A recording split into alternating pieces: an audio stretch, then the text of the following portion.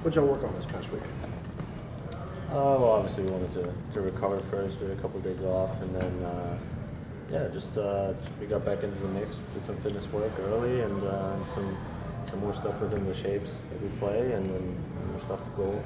Just kind of getting, staying in the rhythm, staying in the flow of kind of games, scrimmage play. It was a good week. Did you work out any just a pure fullback, not a wingback role? We didn't do anything specific in terms of line up 4-3-3 and then just play out the back. So it was more like passing drills Gotcha. and then took over stuff that wasn't necessarily so position based. What makes playing at Gillette Stadium such a challenge?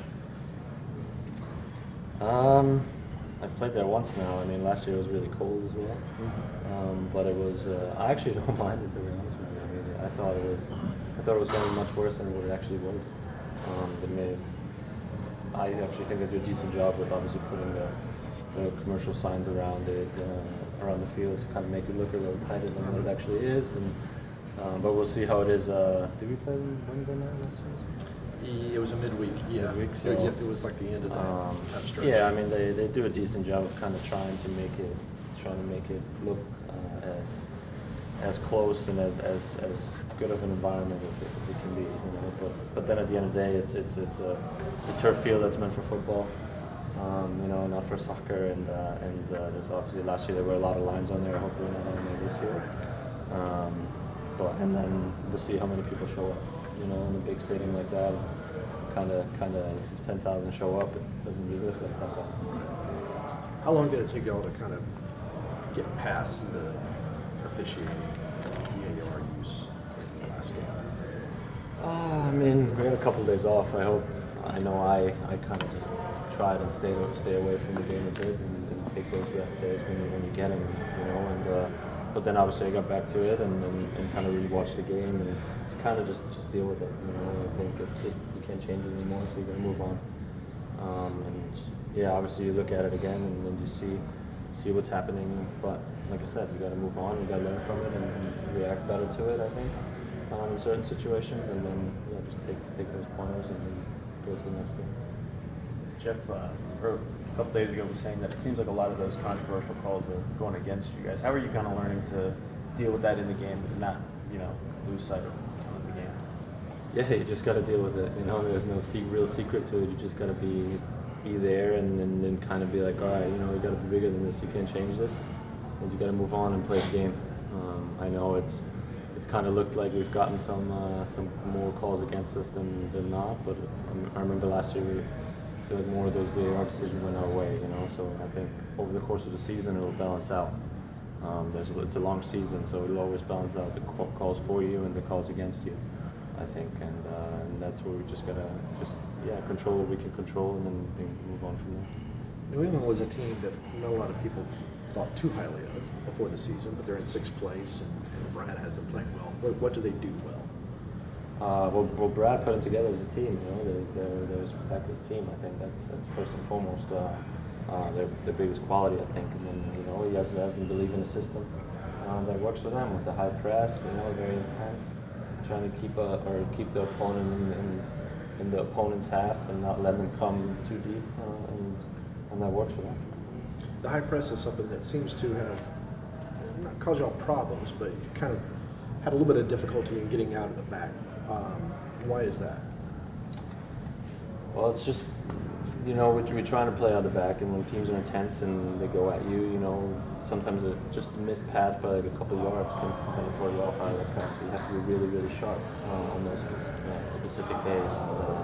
That's just something we worked on obviously this week to prepare for this game, and obviously coming out of the Rebel game, there was probably 1 point that we just had emphasis on this week, but you got to be sharp. And in some maybe past games, in certain instances, we weren't sharp enough to kind of play through that press. You guys had, 1,000,001 road game questions last year. Now, since the season opener this year, you guys have won 4 straight on the road. Anything different about road games this year? I mean, is it like a little tradition the players put in? Anything like different you guys have been doing that's, hey, this superstition worked, let's stick with it? I'm sure that the coaching staff has a lot of superstitions. I necessarily don't, but no, I think we just grow as a group and learn as a group together. That's kind of what it comes down to. that everybody knows we're there to do a job, and we're kind of, that's what it's all about, the 3 points at the end of the day. And we have to play our game, no matter if it's at home or on the road. I think if we bring our quality and show who we are, that we can beat anybody. And that's just what we have to focus on every time. You mentioned it, Doug, a few minutes ago. I mean, teams that come in here have to deal with 45,000 really loud people all on top of them. What's the challenge of going into a NFL stadium that might not be quite full?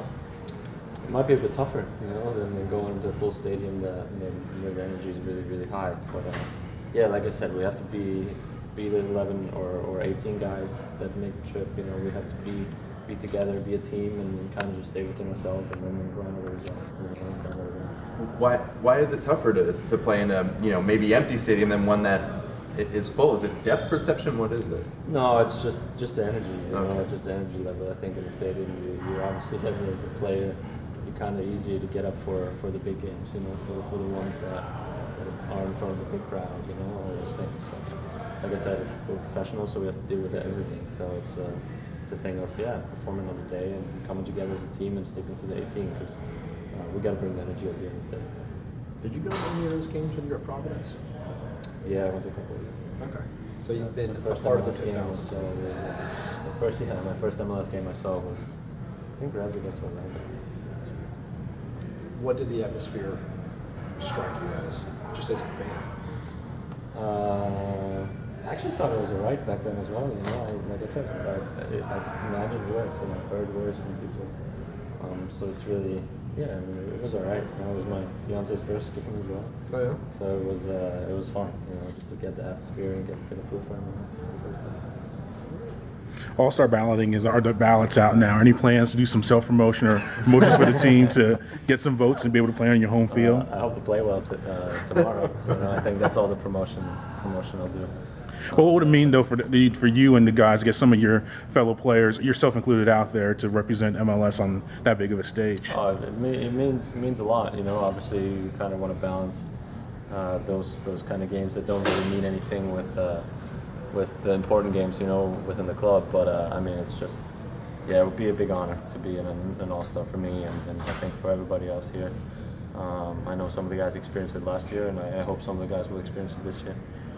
Including me, I hope I'll be in there too. But like I said, I'll just try and do my thing week in and week out from game to game, and then we'll see what happens. You could get the whole German voting for you if you get the fans of the league in Germany behind you. Yeah, I know. We'll see. I'm sure my family will. It's nice to have my support. But we'll see. It takes a lot more than just a Germany blog. It takes a lot of. You would treat every game in MLS as seriously as the last one or the next one. But how trying can it be for a team like New England, who played in Vancouver last week, to make that cross-country trip back and then to play 4 days later? It is. It's tough, I think. But I think they traveled at the Patriots plane. Am I wrong here? They traveled charter, I think, this trip. So it might be a little bit better because they took a bunch of youth players. Yeah, so it might be a bit better traveling in that sense, where they have a charter flight. They get in and out whenever they want. Kind of time it right for the players that played, and then to be ready again. So it's it just is what it is. We travel today, so it's also taxing on us probably. So it just depends. It'll just come down to them or us being more up for the game, and then being able to kind of focus and show the quality on the day and on the night. All right, 1 or 2 more. Just coming off that last game, the defense kind of shaky. How do you guys get better for this game? We just have to do our, we just have to obviously limit the opponent to chances, and then be good in our ways of playing, and our quality has to be good, especially when we are in front of goal and when we get a chance, when we get that far to create the chance, then we have to finish it, and I think that's also maybe where we lacked a bit in the past few games, where we took a few too many chances to kind of score the second or the third goal, But other than that, I think like I said, we bring our quality, and then obviously be aware of their offensive weapons and their offense in general. Then hopefully we'll win. Your season last year made really good as a rookie. How do you think you've gotten better? 1 year since. I just think I'm a lot more comfortable with everything. I'm accustomed to it all. I've obviously progressed as a player. I think I've gotten a bit more consistent, and I've been trying to just improve my game in general. And but I think it mainly comes down to just being comfortable and being knowing what's ahead of you, kind of.